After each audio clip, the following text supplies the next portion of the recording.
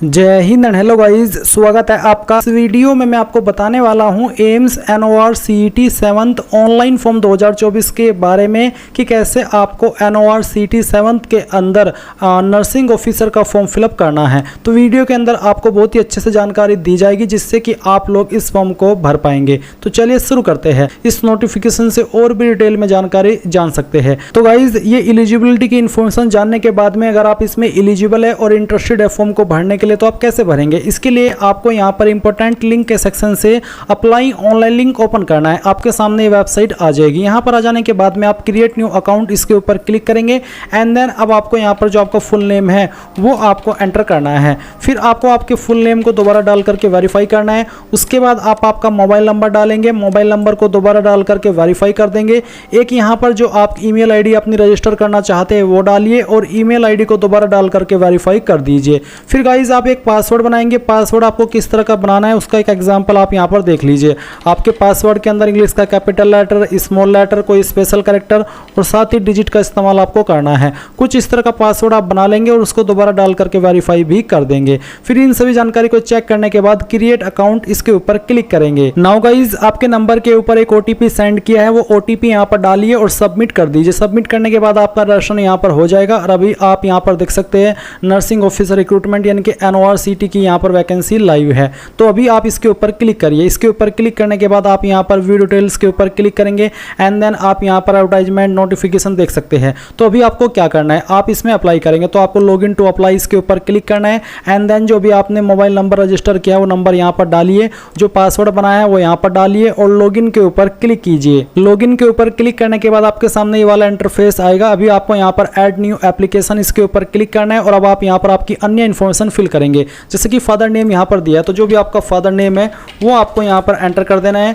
आपके सर्टिफिकेट के अकॉर्डिंग। और उसके बाद आपकी माताजी का नाम आपको यहां पर एंटर करना है। फिर आपको आपका जेंडर सेलेक्ट कर लेना है। कास्ट कैटेगरी क्या है, जनरल, OBC, SC ST या फिर EWS जो भी है वही आप सिलेक्ट कर लीजिएगा। जनरल है तो जनरल, OBC है तो OBC। फिर नेशनलिटी में आप इंडियन सेलेक्ट करेंगे। स्टेट ऑफ डोमिसाइल में आप बताएंगे कि कौन से स्टेट के आप स्थायी निवासी है, वो स्टेट आपको सेलेक्ट कर लेनी है। कोई एक ID सेलेक्ट कर लेंगे, जो भी ID आपने सेलेक्ट किया फिर उसका नंबर आप यहाँ पर डाल देंगे। फिर पूछेगी कि आप एक एक्स सर्विसमैन है, कमीशन ऑफिसर है, अगर हाँ तो यस, नहीं तो आप नो के ऊपर टिक करेंगे। क्या आप एक गवर्नमेंट सर्वेंट है रेगुलर, अगर हाँ तो यस, नहीं तो आप नो टिक कर दीजिए। क्या आप एक कॉन्ट्रैक्चुअल एम्प्लॉई है एम्स के, अगर हाँ तो यस, नहीं तो आप नो कर देंगे। फिर मैरिटल स्टेटस क्या है, मैरिड अनमैरिड जो भी है वही आप टिक कर दीजिए। इसके बाद जो भी आपकी डेट ऑफ बर्थ है वो आपको यहाँ पर इस तरह से कैलेंडर के ऊपर क्लिक करके सिलेक्ट करनी है। पहले ईयर, फिर यहाँ से मंथ और उसके बाद में आपका डे आपको सिलेक्ट करना है। फिर इसके बाद आप यहाँ पर कोई अन्य नंबर देना चाहते तो वो आप एंटर कर देंगे और उसके बाद देखेंगे नीचे परमानेंट एड्रेस, तो आप इसके ऊपर टिक करके जो आपका परमानेंट एड्रेस है वो भरेंगे। कंट्री सेलेक्ट करेंगे, आपकी स्टेट सेलेक्ट करेंगे, फिर कौन सी डिस्ट्रिक्ट है वो डिस्ट्रिक्ट सेलेक्ट कर लेंगे। आपको यहाँ पर डिस्ट्रिक्ट सेलेक्ट करने के बाद जो आपका पिन कोड है वो भी एंटर कर देना है। फिर नीचे जो आपका मेन एग्जैक्ट एड्रेस है वो आप भरिए और फिर आता है कि क्या आपका परमानेंट और पोस्टल यानी कि जो प्रेजेंट एड्रेस है वो सेम है।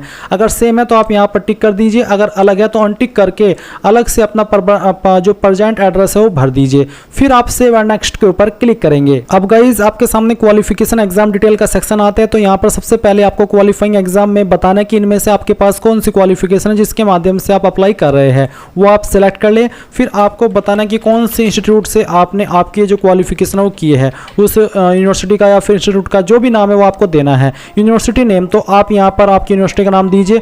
अगर आपका जो इंस्टीट्यूट है वो किसी यूनिवर्सिटी से एफिलेटेड है तो पहले तो आप इंस्टीट्यूट का नाम देंगे और फिर उस यूनिवर्सिटी का नाम देंगे जिससे एफिलेटेड है। अगर डायरेक्टली कैंपस से किया तो आप यहाँ पर कैंपस का नाम दे सकते हैं। फिर किस ईयर के अंदर आपने पास कर ली थी वो आपको यहाँ पर सिलेक्ट कर लेना है इस तरह से। जो पहले आपको ईयर, फिर यहाँ से आपका मंथ और उसके बाद में डे।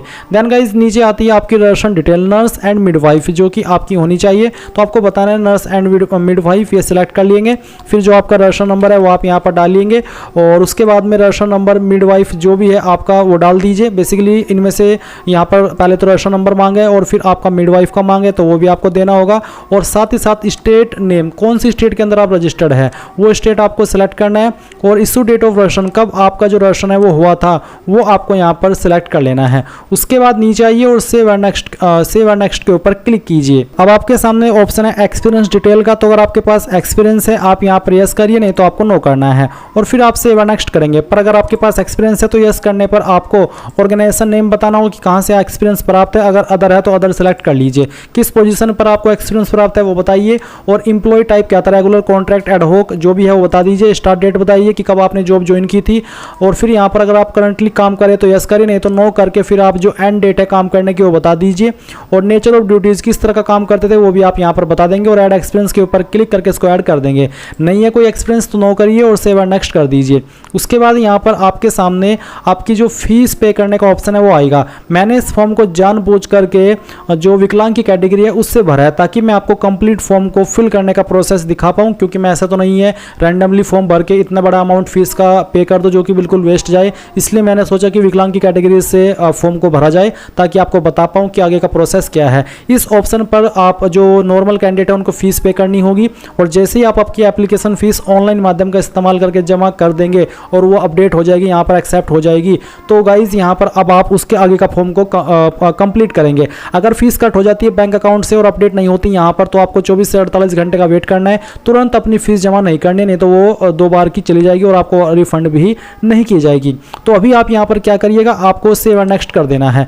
फिर आती है प्रीफर्ड सिटी, तो आप किस सिटी को यहाँ पर जो एग्जाम है उसके लिए चॉइस देना चाहते हैं, चॉइस के रूप में रखना चाहते हैं। तो पहले आपको सिलेक्ट कर लेना स्टेट, और फिर आपको सिटी बतानी है कि मैं इस स्टेट की इस सिटी को प्रेफरेंस देना चाहता हूं। उसके बाद सेकंड स्टेट को प्रेफरेंस दीजिए, और फिर जो उसकी सिटी है वो बताइए। फिर थर्ड आपको यहां पर बतानी है जो भी आपको रखना है, और उसकी जो सिटी है वो भी आपको बता देनी है, इस तरह से जैसे कि मैं आपको बता रहा हूं। फिर आप फोर्थ होता है एनीवेयर इन इंडिया, तो ये सिलेक्ट कर लीजिए, और फिर यहाँ पर एनीवेयर इन इंडिया ये सिलेक्ट कर लेंगे। अब आप सेव एंड नेक्स्ट कर दीजिए। अब आपको यहाँ पर कुछ डॉक्यूमेंट अपलोड करने, एक तो है अपलोड नो ऑब्जेक्शन सर्टिफिकेट। तो अगर आपके पास नो ऑब्जेक्शन सर्टिफिकेट है, आपने एक्सपीरियंस की जानकारी भरी है, तो आप यहाँ पर वो अपलोड कीजिए अगर एप्लीकेबल है, नहीं तो आप इसको खाली छोड़ेंगे। और फॉर्मेट पीडीएफ का रखना है अगर आप अपलोड कर रहे हैं। मैंने फॉर्म को विकलांग की कैटेगरी से भरा, तो यहाँ पर विकलांग का सर्टिफिकेट मेरे से मांगा जा रहा है, तो आपको पीडीएफ के फॉर्मेट में उसको अपलोड करना होगा। तो फाइल आपकी अपलोड हो जाएगी, आप उसको व्यू भी कर सकते हैं। फिर यहाँ पर जो भी सर्टिफिकेट आपके ऊपर एप्लीकेबल हो रहे हैं वो आपको अपलोड करने होंगे। तो मैं यहाँ पर ये सर्टिफिकेट अपलोड करता हूँ। अभी यहाँ पर आता है अपलोड प्रोफाइल फोटो। तो फोटो अपलोड करने से पहले इसके इंस्ट्रक्शंस जान लीजिए। आपका फोटो यहाँ पर होना चाहिए पासपोर्ट साइज कलर का, विदाउट बॉर्डर एंड क्लियरली उसमें आपका फेस शो होना चाहिए। 6 महीने से पुराना फोटो नहीं होना चाहिए। और आपका जो तरीका है फोटो को बनाने का वो इन्होंने बोला है कि draw a box 3.5 into 4.5 centimetre है, जिसमें कि 3.5 वाइड है और 4.5 हाइट है, on A A4 white paper sheet. और साथ ही साथ आपको उसमें फ़ोटो चिपका देना है, और फिर आपको इसको स्कैन करके यहाँ पर अपलोड करना है। फ़ोटो का जो फॉर्मेट है इनमें से कोई भी चल जाएगा। जैसे कि मैं यहाँ पर एक फ़ाइल सेलेक्ट करता हूँ, डेमो के लिए मैंने फ़ाइल सेलेक्ट की, इसको ओपन किया। बैकग्राउंड आपको फ़ोटो का वाइट रखना है। मैं यहाँ पर एक रैंडम फाइल सेलेक्ट करता हूँ जिसका वाइट बैकग्राउंड हो। मैंने इसको सेलेक्ट किया, ओपन किया, और इस तरह से गाइज आपको यहाँ पर इसको क्रॉप कर लेना है, जैसे कि आप देख सकते हैं। तो जैसे कि मैं अगर इसको क्रॉप करता हूं और यहाँ पर टॉगल एस्पेक्ट ऑफ, इसको मैं ऑफ कर देता हूं, तो आप यहाँ पर देखेंगे कि आप इसको पूरा जितना ऑफ करना चाहते हो, जितना क्रॉप करना चाहते हो ऐसे कर सकते हैं। जैसे कि मैंने इसको ये वाला टिक करके ऑफ कर दिया है, और इसको आप रोटेट भी कर सकते हैं अगर आपको करना है। एंड देन आप यहाँ पर सबमिट करेंगे। सबमिट करने के बाद आपका फ़ोटो यहाँ पर इस तरह से आ जाएगा। फिर आप यहाँ पर इसको टिक कर देंगे कि हाँ ये 6 महीने से पुराना फ़ोटो नहीं है। और इसके बाद आप नीचे आएंगे तो आप आपका सिग्नेचर अपलोड करेंगे। सिग्नेचर भी आप देख सकते हैं कैपिटल लेटर में नहीं होना चाहिए। क्या क्या चीज़ें आपको सिग्नेचर करते समय फॉलो करनी है उसके इंस्ट्रक्शंस आपको दिए गए हैं। अब आप यहाँ पर इसके ऊपर क्लिक कीजिए, यहाँ पर आपकी साइन की फाइल है, सेलेक्ट कीजिए, ओपन कीजिए, और इस तरह से आपको इसको क्रॉप कर लेना है। तो इस तरह से आप यहाँ पर आपका साइन क्रॉप कर लेंगे, और क्रॉप करने के बाद आप इसको सबमिट करेंगे। सबमिट करने के बाद आपका साइन यहाँ पर आ जाएगा। फिर आप यहाँ पर टिक कर दीजिए, और उसके बाद नीचे आइए, यहाँ पर आता है अपलोड लेफ्ट थंब इंप्रेशन, यानी कि बाएं अंगूठे का निशान आपको अपलोड करना होगा। तो यहाँ पर क्लिक कीजिए, जहाँ पर आपका थंब इंप्रेशन है सेलेक्ट कीजिए, ओपन कीजिए, और इस तरह से इसको भी आप क्रॉप कर लीजिए।